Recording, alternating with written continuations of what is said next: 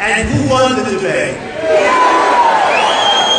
Everybody did well. Everybody. I mean, I think there were a few people that really did well this time. And we were given good credit. It's hard to get credit from the press. You know, when you get credit from the press, you know you really did well. Because boy, do they not want to do it. I think more importantly, we won every online poll. We won Drudge, Time Magazine, every week, every time we had it. So we won CNBC, you know, they did the poll during the show. And it kept saying Trump 50, 51, 59, 52. The other one was 6, 5, 9.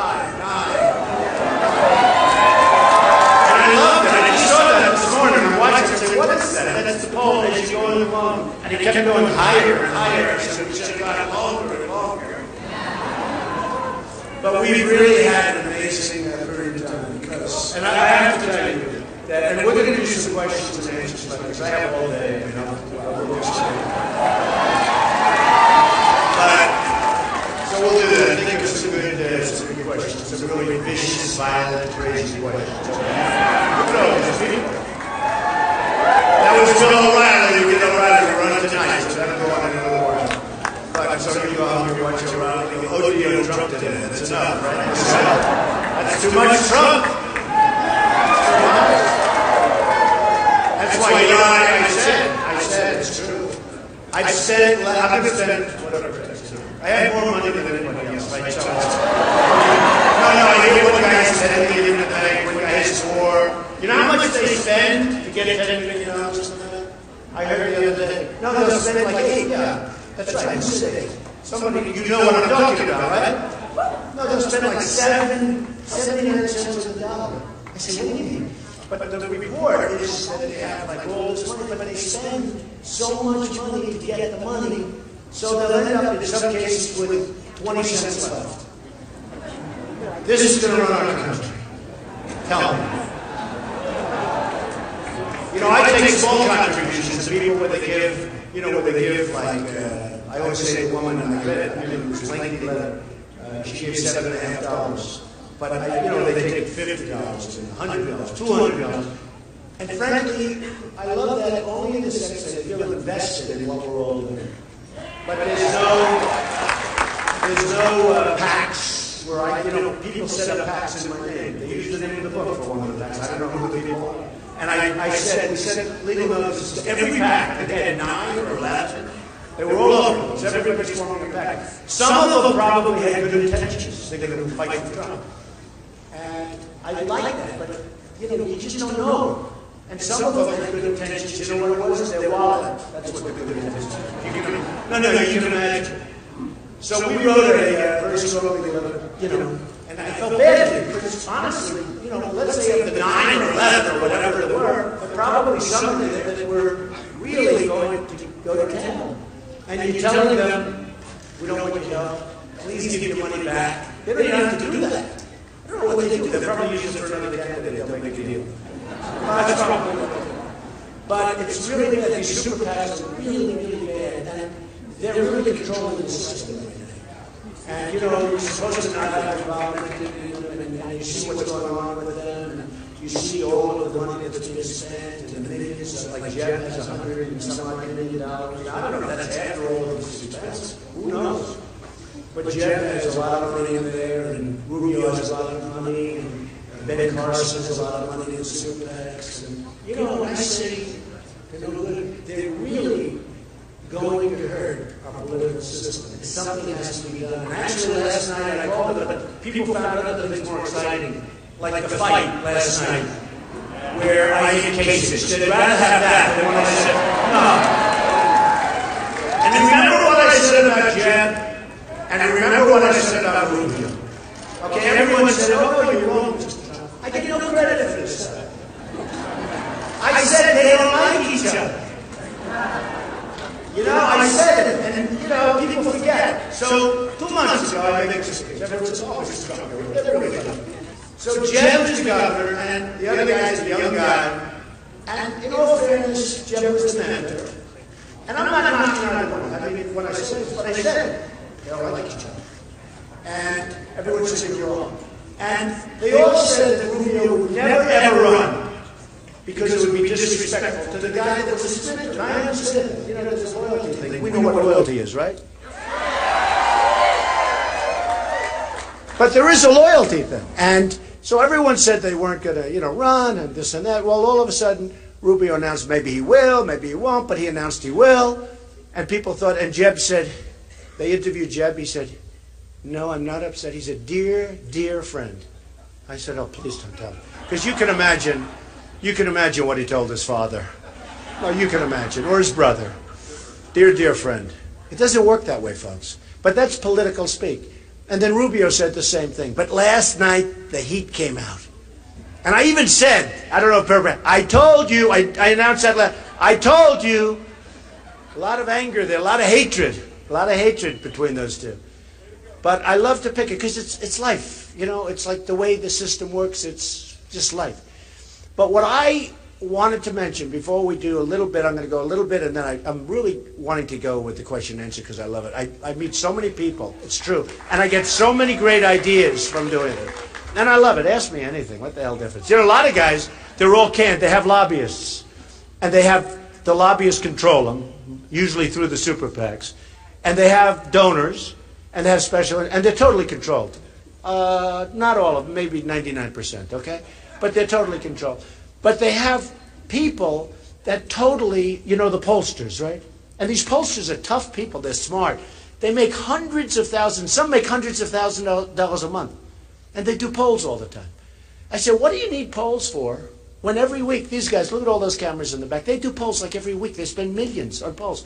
I said, why would you spend money on polls when you can get them for free from CNN, from Fox, from MSNBC? They come, no, it's true. I mean, I learned things about me. I haven't spent 10 cents on a pollster, and I've learned things about me that I never knew.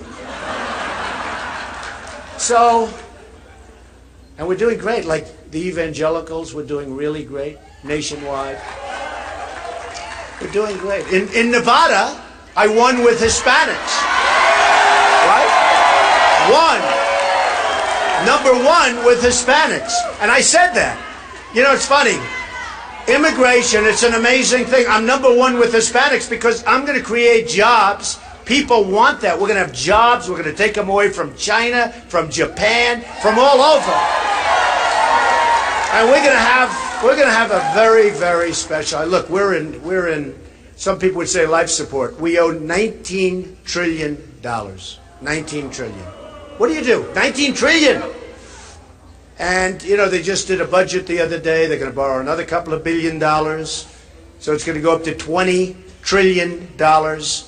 And you just say, why? Why is this happening? And do you ever notice they always get, and I'm now talking about the Republicans, they're incensed a week before they have the debt ceiling coming, all right? They're always incensed. They don't do anything for a year and a half, 2 years. And then a week before they start talking about it.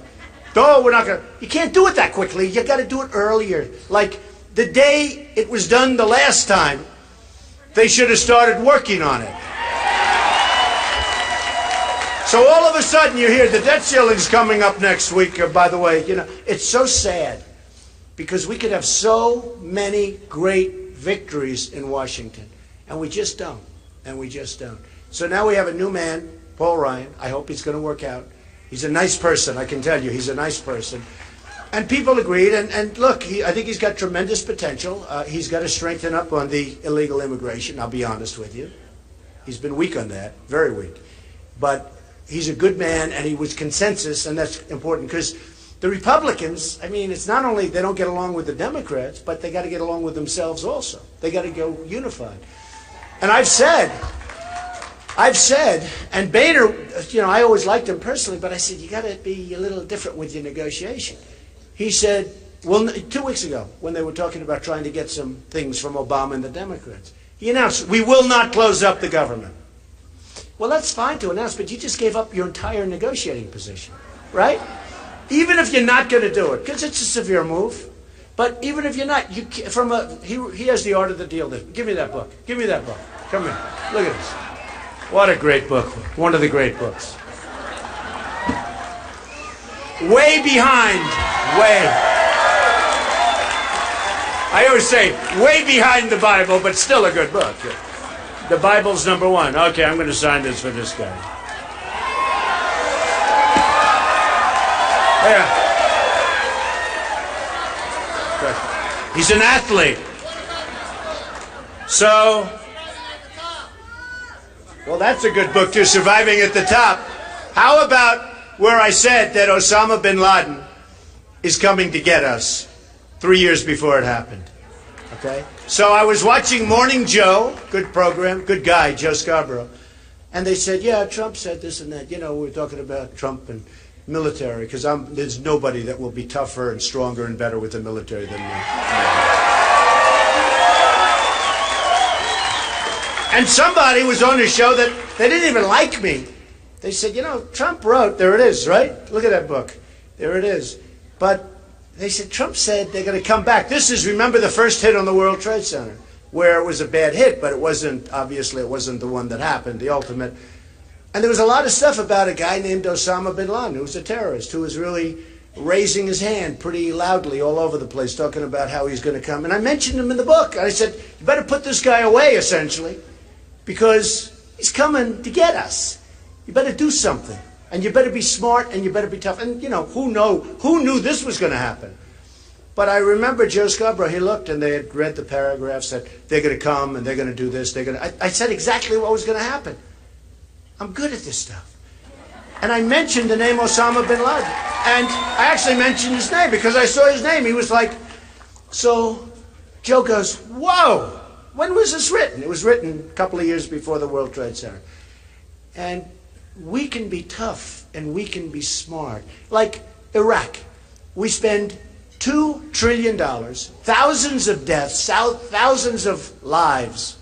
And you could say on both sides, in all fairness, okay? Thousands and thousands. We lost 5,000 more. They don't even know. Thousands of lives. Wounded warriors who are the greatest. I love. Wounded warriors. All over.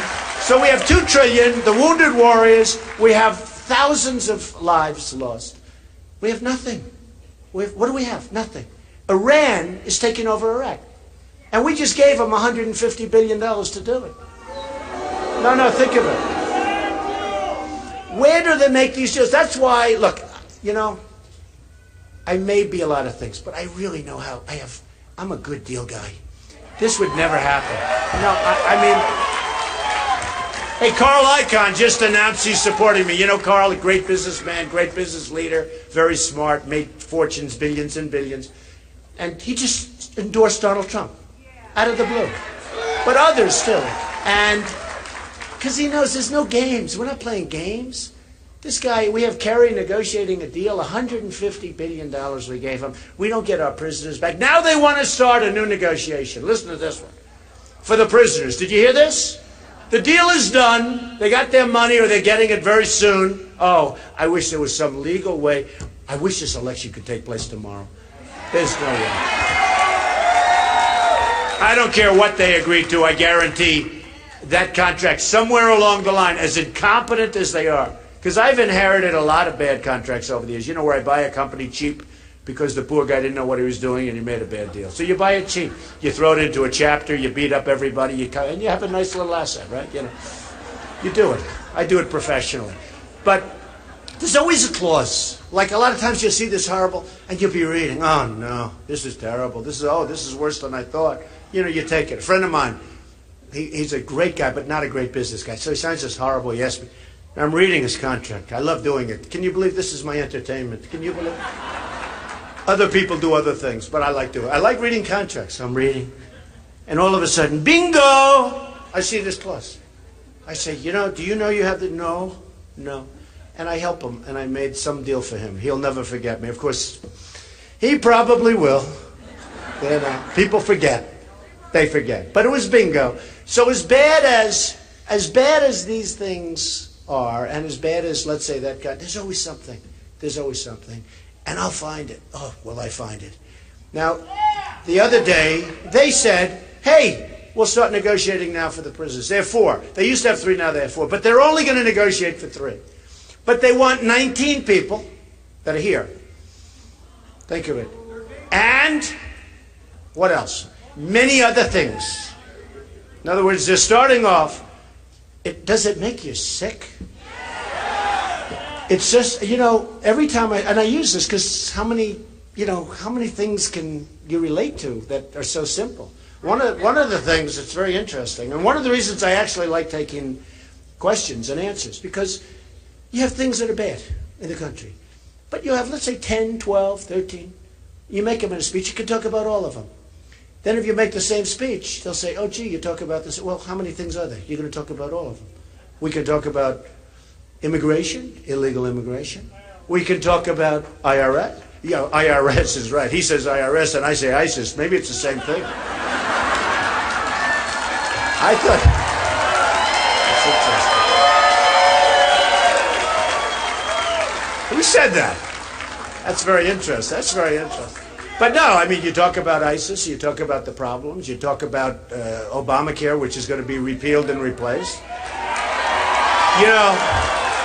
Obamacare is turning out so badly that in 17 it looks like they're going to have to go back to Congress and rewrite the whole thing. It's a disaster. And you people know it. The premiums are up 35, 45, 55%.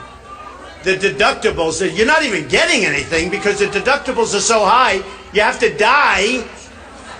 And who knows if it covers you if you're dead? I'm not sure. Do you get covered if you're dead? No, the deductibles are so high that I don't know. I mean, I don't know. So what happens is I talk about this, Aranda, because as a person that has had tremendous success, and I had, don't forget, they said, he'll never run, right? I've told this story. I love this story. He'll never run, the pundits. Oh, do they hate me? He'll never run. He'll never sign Certificate A. That's a one-page where you basically sign your life away. I signed it. Then I made the announcement. Then they said, oh, he'll never sign his financials. Well, I put them in almost 100 pages long. I think the longest ever put in was like 2 pages.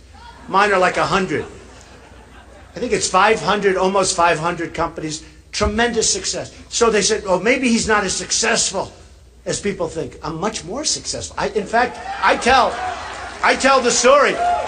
Honestly, I wasn't sure until the last moment, because it takes guts to run. It really does. It's not that easy. And it takes guts to run. And it does. It does. It takes guts. And I didn't know. I went right to the end. And, the famous escalator scene with Melania coming down with me waving. And I said, I took a deep breath. I went like this. Okay, baby, let's go. And I announced, and I brought up the subject of illegal immigration, and boy, did I take incoming, as Rush would say. I took incoming, and then it turned out I was right. But I was just going back, so on the financials, I didn't know till the very last moment. Because, again, not an easy decision to make. In terms of yourself, your family, your life, it's different. I mean, it's different. Here I am, you expose yourself like that on television, you're fully like with all these guys, and some you respect, some you have no respect for. And you have to say, you do respect them, No, some I don't, but we're supposed to support them if they win, though, the pledge. But some I do have great respect for. Some of the people on the stage I do. But I did these financials, and they were phenomenal. And I tell you what, and so it showed I was much bigger, much stronger, much wealthier. I built not only great assets, very liquid, very little debt, tremendous cash flow. The reason I say it is because that's the kind of thinking we need in the country. That's what it is. Such dumb people, such dumb deal. It's the thinking. I mean, it's a lot of the people in the audience, and maybe in a smaller way, you have that same thinking. You can't believe the stuff that you're seeing. Sergeant Bergdahl, 5 for 1. We get Bergdahl. No, we get Bergdahl. We get Bergdahl. They get 5 killers that they've wanted for 9 years.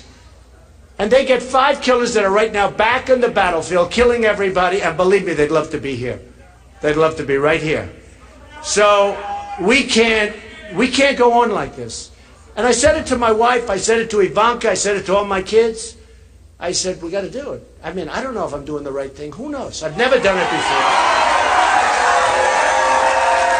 But it's like I told Bill O'Reilly. Bill, I've been dealing with politicians all my life. All my deals go through politicians. I need zoning. I need this. I need that. I need taxes. I need tax abatements. I need all sorts of things. I get them. And I've always gotten them. I've done great with politicians. I deal with politicians. I deal with prime ministers from other countries because I always go in for the glamour deals, the big deals. They always want to meet me. So I have dinner with the prime ministers. But I get along with people. I get along with Democrats. You know, one of the big knocks on me? Well, he got along with people that are Democrat. Well, that's what we have to do. We got to get along, folks. You know, it's time. Washington is in gridlock. They can't do anything. And you know, when I was growing up, when I was younger, because I started young, and my father was great. I had a great father. In fact, I'm doing a book that's coming out in a couple of weeks. It's going to be great. And it's a very nasty title. I won't even tell you. It's such a nasty title. And you know what? It's a nasty picture. The photographer, Simon & Schuster, big company, they came to me, we'd love to have a book. I said, I don't want to do a book. I've done, like, what, 12 or something? I said, I'm in the middle of a campaign.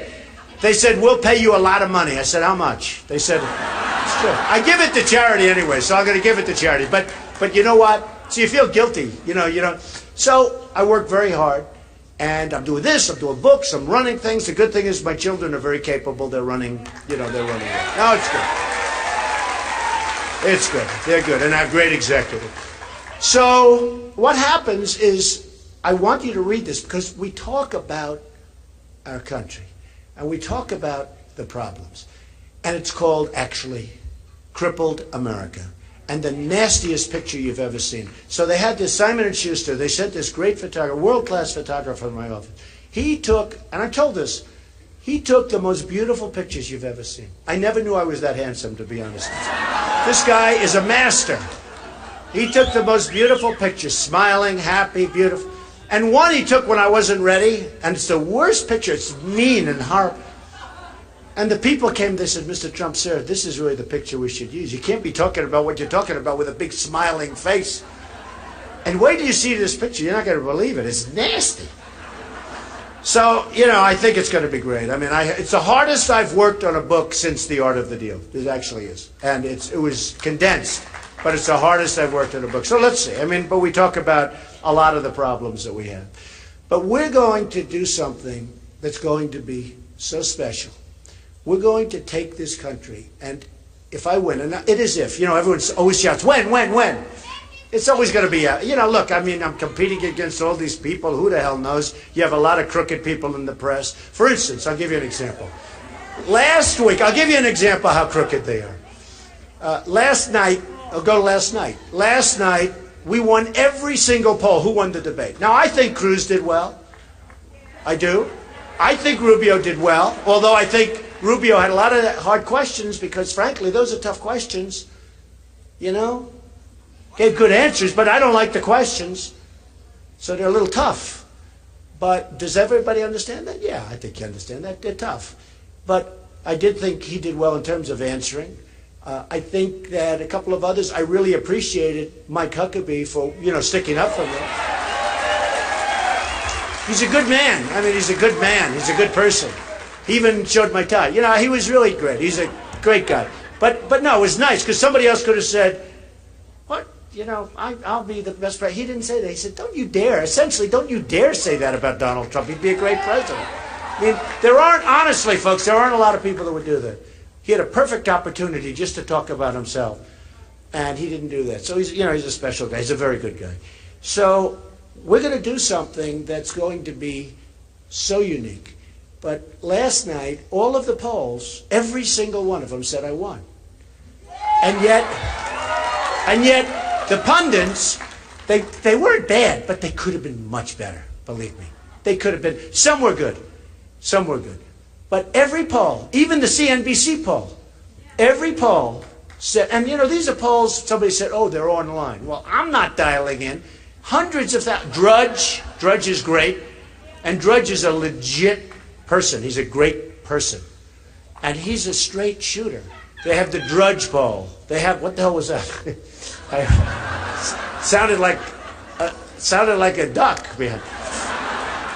But no, they had Drudge and they have Time Inc. Time Inc. Time Inc. is, even though I was on the cover 4 weeks ago, so maybe it's a conflict of interest. But they had Time, they had many, many polls, and they had CNBC did their poll. All right? And you could see that they don't like me very much, okay? And we won every one of them. And the pundits were, some were really nice, and some were trying to be as bad as they could possibly be. You know, as they also know the subject matter. They can't say you lost, but they said, well, Trump was a little off his game. I was? No, it's so unfair. You know, especially when you get 60, 70%. When you get 70% in an online poll, and you have 15 people up there, right? You have 15 because you have the previous debate. But you have 15 people up there, and you get 70%. That's impossible. If you got 70% and you had 2 people, it's like, we'll take that all the time, right, folks? So that was, but I'll tell you one of the most disgusting things. You have a group called Politico. It's a small deal. So dishonest. They are the worst people. They're the most dishonest. No, they're just dishonest. And you have others. You know, you have Huffington Post that puts us in the entertainment section, and now they don't know what to do. Yeah, but I sort of like Bill Maher, I must be honest. I do. I like him. Do you like Bill Maher? I don't agree with him, but you can like him. Do you like Bill Maher? Huh? I don't think he likes me too much, I will say that. No, but you have all of these different groups, and the most amazing thing is it comes out, and no matter how it comes out with hatred. You see the level of hatred on the other side. And I think, I've made a lot of speeches like this. I always have rooms like this packed. They're packed. And you people didn't have much time, right? You didn't have much time. But last week in Iowa, so I had a negative poll in Iowa. And it was the first time, I didn't know what. It can happen. Because for 100 days, there were even 100 days, I let every single poll. And I was surprised at Iowa because I have amazing relationship with the evangelicals, with the Tea Party, with, you know, all the people. And for some reason, I had a couple of negative polls come out in Iowa. And I was surprised, actually. And then we had a poll come out, a really good one. The ABC Washington Post came out on Friday. And it was a very, very expensive, good poll. And practically nobody reported. I was killing everybody, right? And then they had another couple come out. They had the Gravis poll come out. I think it was 38 or, I like killing everybody. They had all these, and nobody mentions it. And then it happened. I had a CBS poll. I think they talked like to 300-400 people. And I was a little below Carson. It was the biggest story I've ever seen. Sure. It happened. It was bigger than anything. It was bigger than Benghazi with Hillary. It was the biggest. It happened. They were so happy. They have gone crazy between Iowa and... So I'm in Iowa. I had just gotten this negative poll. I have a group as big as this, at least. And it's a love fest. It's a total love fest. Now, I'm a negotiator, right? So that's what I do. The last thing I am is a beggar, okay? So I go to Iowa, and we are having fun. It was the best speech I've made. And in fact, the Des Moines Register that hates me gave my speech a great review. It said, unbelievable. Honestly, the Des Moines Register hates me. It's a liberal paper in Iowa. I'm going to start to like it, I think. I couldn't believe this. The story was good. And I had some other good stories. But then I had these dopes from Politico. They're dopes. They're third-rate people. It's losing a lot of money, I hear. It's probably going to be out of business soon. But, you know, they do this stuff. And they don't care. The truth means nothing. And then I had a couple of others. And even one of the networks that I was very disappointed in. So I do this speech, and here's what it is. Thousands of people. I had just gotten a little negative word. And I go to the people, I say, come on, folks, let's get with it. You don't want... When was the last time you won a primary? You haven't done it. We got to do it. We're going to do it. Let's get with it, folks, or I'm never coming back to... In other words, we're having fun. I'm being sarcastic. I'm being funny. Everybody was laughing. They're high-fiving. The whole room. Come on, baby. You can support Trump. Let's go. Okay, so here's what happens. No, I don't need it. By the way, no. I don't need it. Watch. What are these scum back there? That's what they are. Watch. No, watch. You have no idea. Folks, you have no idea how bad they are. You have no idea. You have no idea how dishonest some of the reporters are. That work for... No. That work for CNN. That work, frankly, for NBC. You have no idea how dishonest some of these people are. Like I saw one the other day. We had a packed house. It's always packed. We had a packed house. And the report's being done as everybody is leaving. And they look, the room's empty. In other words, when we're finished, you guys are going to leave. I don't want to have a reporter doing a report with the empty room. Okay? I don't want it. So anyway, so I'm having fun in Iowa. And I think I'm going to win Iowa, but who knows? Look, who knows, right? Maybe you don't win it, who knows? But I love the people in Iowa, and I relate to the people, and they relate to me. And I have by far the biggest crowds. So I'm talking about it. We're having fun, we're laughing, and I'm screaming, you gotta get with it, you gotta get to Trump. Okay, all, laughter, sarcasm, and here's the headline. Trump begs Iowa for their vote. No, and it's just not me. And I even saw Newt Gingrich. I love Newt. He's a good guy. He's a good guy. But I watched him, he was on a Fox show today. He said Trump did great in the debate. Trump's great. Trump's really smart. He actually said he's the smartest guy since Clinton. I said, you couldn't do better than that? You couldn't have it. He actually did. He said, great thing. But he said one thing because he reads the paper. He said, the only thing I disagreed with was when he went to Iowa and begged. Can you imagine going to a room and begging? Can you imagine? Now, it wasn't everybody, but there were 15% of the stories like that. And I think it's just so, most of them were good. I'm telling you, Des Moines Register was a great story. I couldn't believe it. I would have thought they would have done the other. So dishonest. But here's the thing. Places like Politico, they're third rate. And they don't make money. Or they make very little. I hear they're going out. I hear they're just dying. They tend to die. Because they tend to die. And it's not only them, it's others. But the level of dishonesty with the press. So here's the thing, I make this speech, and I actually think, I said last week, I actually think it's one of the best speeches I make. Because I went in, just got my only bad poll in 100 days. So I went in, come on folks, let's go, let's get with it, I'll never come back again. If you don't vote for me, you better vote for me. We're all laughing. Trump begs. And they knew that it was a phony deal. Everybody knew. All you have to do is look at the tapes. All you have to do is read the stories, even the stories from Henry. So you have tremendous dishonesty with the press. And therefore, when I have all these big crowds and everything else, you can't really, like I said to Bill O'Reilly just now, we have a tremendous crowd. I said, nobody gets bigger crowds than me. He goes, and he's a good guy. He's a good guy. He goes, well, that's not really fair. You're a celebrity, so you'll get big. I said, what does that have to do with celebrity? I don't think you're here because I think you're here because I have a view that we're not going to be taken advantage of anymore, right?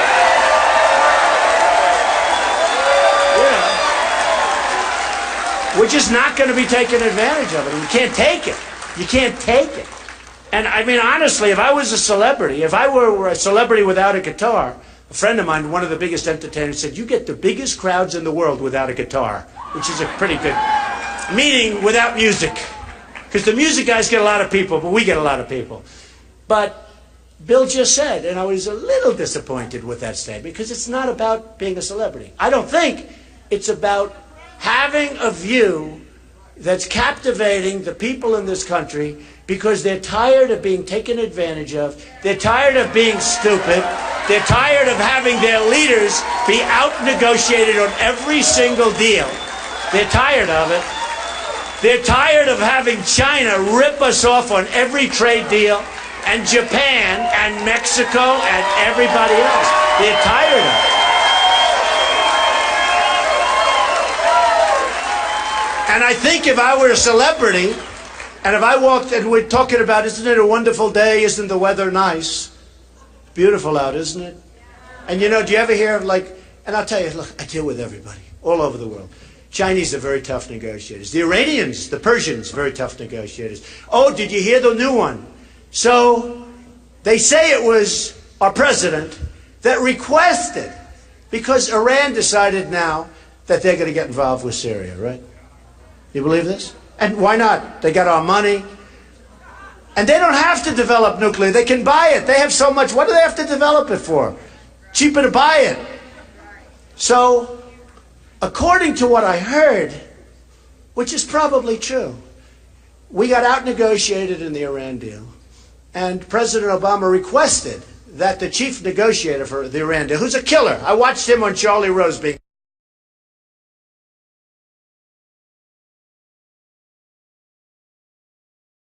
interviewed. After watching for 5 minutes, I said, Kerry cannot handle this guy. Can't handle him. The chief negotiator, our president, just asked that he get involved in talks having to do with us and Syria. This is so we're going to have more. We'll end up giving more and more. We're not going to have anything left, folks. We're not going to have anything left. I saw this. I said, can you imagine? You get fleeced by a guy who's a great negotiator. I'm not knocking Iran. If you can make a deal like that, I would have doubled up the sanctions, sat back. They would have, believe me, and I would have never given them, of the 150, I would have given them squat. They would have gotten nothing. What they're going to use, you know, they're a terrorist organization. What they're going to use that $150 billion for is, you don't even want to think about it. You don't even want to think. The 24 days, how about the self-inspections, where they actually do their own self-inspection, right? They do their own self-inspection. How about that one? Is that one of the... So we don't get anything. So now we have him, they want him to get involved, the same guy that did, because you know why? We're comfortable with him. Because we're comfortable with losing. The country has become comfortable with losing. Now last night, it's right. I'm not comfortable with it, I'll tell you. It drives me nuts. That's why I'm doing this. Last night, I got the only applause. They said, you know, your summation. They give you a big 30 seconds. Right? It's hard to sum up it. But I got a very large applause. Because I said, I negotiated. It was a 3-hour deal, and he said it wasn't. He's wrong. And we have it was always a 3-hour deal. And I said, who the hell wants to watch? Who's going to want to watch? I wasn't even I could stand up for 30 hours and do this stuff. But I said, who is going to want to watch a 3-hour debate? Nobody. You couldn't watch Hillary for an hour and a half. No, you couldn't watch it. So I called up CNBC. I said, fellas. And I called Ben Carson. And we said, Ben, let's form a little deal here.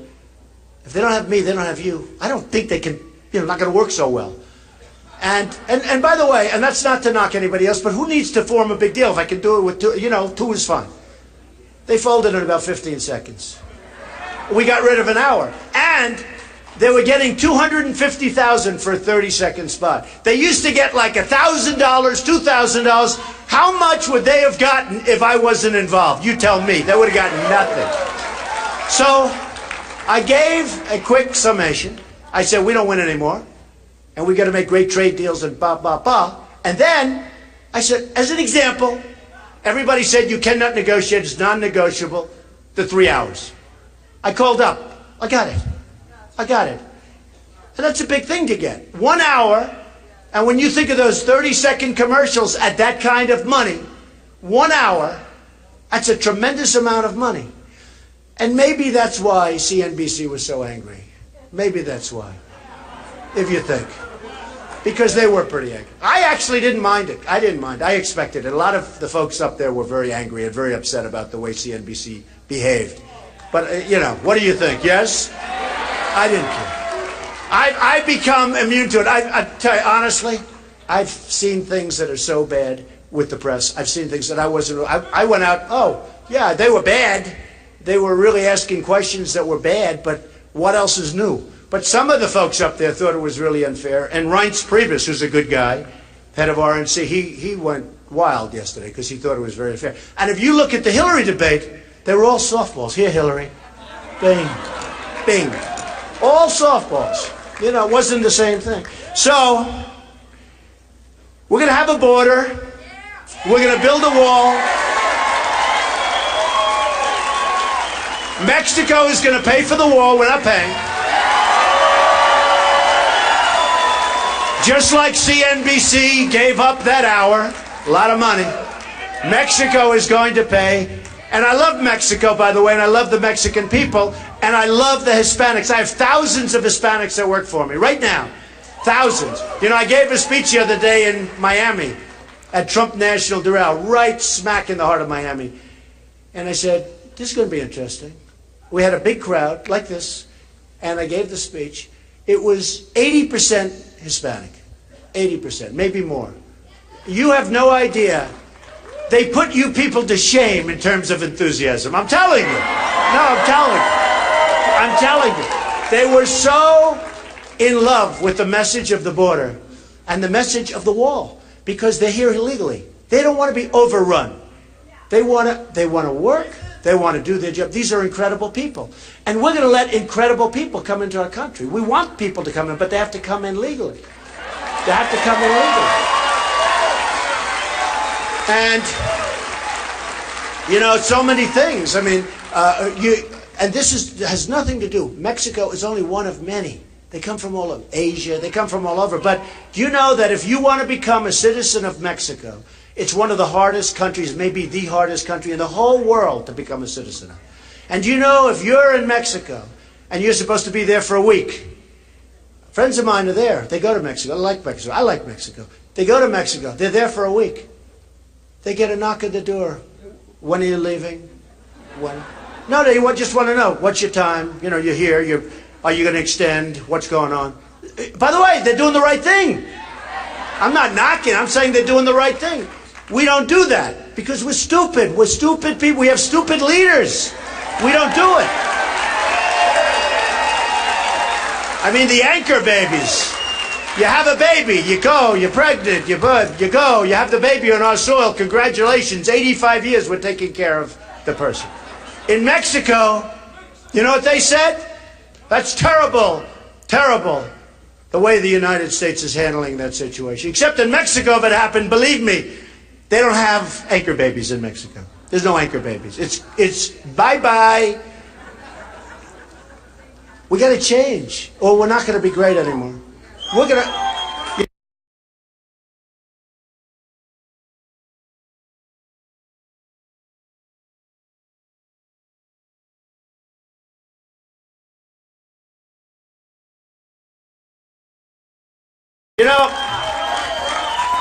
You know, I have an expression, and it's been used a lot over the years. You know, make America great again is my big expression. But there's another one.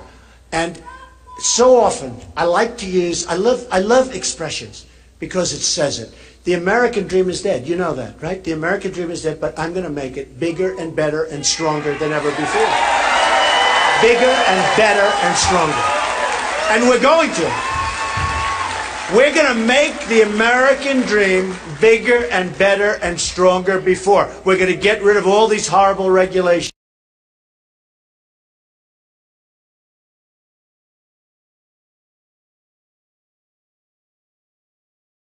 We're going to open up magic.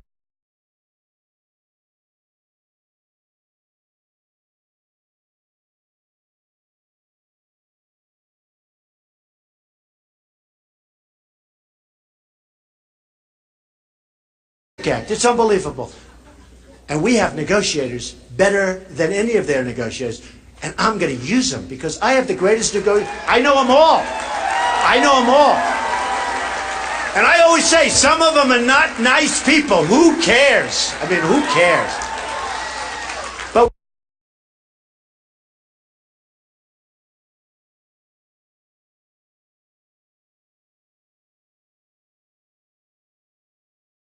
we're going to bring this country back, and we're going to make it so special. It's special now. We love it, but it's troubled. It's seriously troubled. But we're going to make it so wonderful and so great. And you're going to be so proud. You're going to be so proud of our country. Because like I said, in summing up, we don't have victories anymore. When was the last, think of it. Think of it. When was the last time we had a victory? We lose on trade to everybody. Any country. You know, I use China because that's the ultimate abuser. They abuse. I mean, with them, it's not even funny. They abuse us. And I love them. They're great people. They buy my apartments. I rent office space. They're fine. They're great. I wish our people would do it in reverse. But China, listen to this. Almost $400 billion a year on a trade imbalance. 400 billion. It's been going on for years. It's going to end. It's going to end. And we'll keep doing business, but they've got to treat us fairly. They're not treating us fairly. You know, I'm a free trader. I believe in free trade. But I also believe in being intelligent. And I also believe in smart trade. How can we continue? I'll give you another example. Japan, $70 billion a year imbalance. They sell us cars, they come off like the Long Island Expressway. Anybody know the Long Island Express? Like the boats, the biggest boats you've ever seen, biggest ships, the cars are pouring off. If they had cops, they'd give them speeding tickets. You never saw anything like it. They're going like 40 miles an hour off these boats, right into our economy. We get nothing, other than we close plants all over the place because they're taking our jobs. We get nothing. And you know what? I always say, how many Chevrolets are in the middle of Tokyo right now? I'll bet there isn't one in the whole country. So you look at Japan, it's going to stop. And we have all the power. See, Obama and these people, they don't know that we have the power. We have the power because we can say, sorry, can't do it anymore. Can't do it. We don't want your cars. You know what? You'll buy American for a while. They'll be back. We almost did it 12 or 13 years ago. Do you remember? It was so egregious, but our president at the time chickened out, and he folded, and we lost. He almost did it, but he chickened out. Remember that? 13, 14 years ago with Japan. It's egregious. China's the most egregious. Think about this. Think about a Carl Icahn, or me, or somebody, working on the China deal and making it much better. So instead of $400 billion a year, would you love to break even? I mean, who wants to break even? Would you love to? Do you know what the difference? Do you have any idea? You saw the bad numbers that came out this morning, that we have virtually no growth. First quarter, we had no growth. We had negative growth. Now we're down to a little bit over 1%. You know what 1% is? If China does 7%, they're in like a major recession. All right? We have 1%. We're being led by people that don't get it. And it's so easy. And don't forget, never forget this.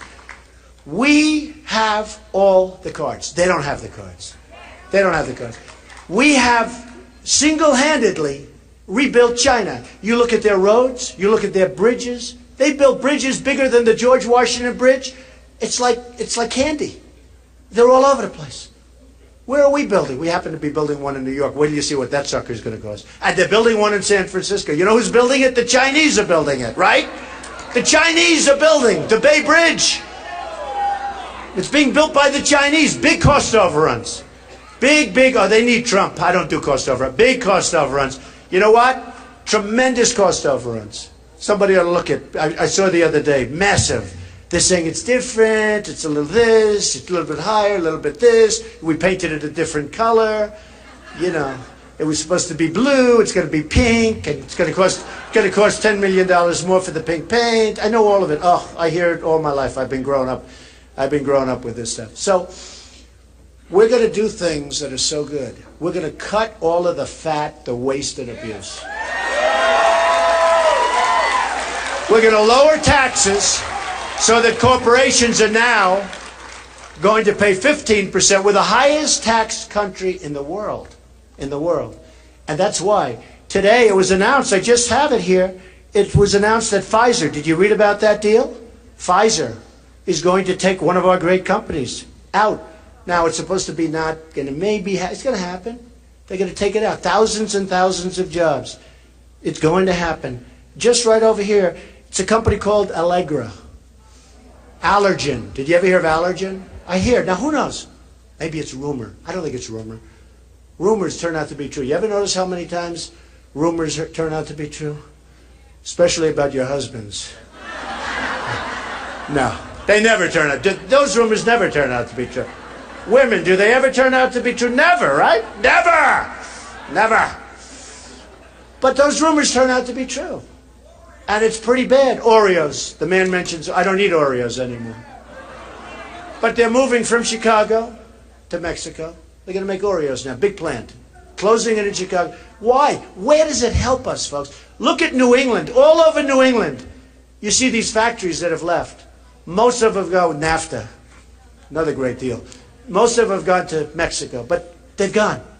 How does it help us? How does it help us? We are going to create jobs. I will be the greatest jobs president, and I say it, that God ever created. We have 93 million people in our workforce. Many of them want to work and they can't get a job. I mean, it's like incredible. Because our jobs are leaving. Our manufacturing's gone. Take a look at Caterpillar Tractor. Great company. You see the bad numbers on 2 days ago? Really bad numbers. They're not selling. The dollar now, the Chinese are so happy. They cut their dollar. They cut their currency. Japan cuts its yen. Japan's having a field day. They have a very smart leader. They're taking our business. Komatsu has taken all that tractor business. And we sit here with the strong dollar.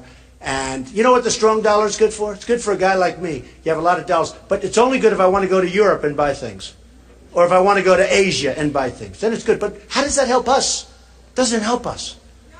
We're not going to have any exporting pretty soon. And all of the things, the trade agreement is a disaster. And by the way, she says, no trade agreement. This new trade agreement,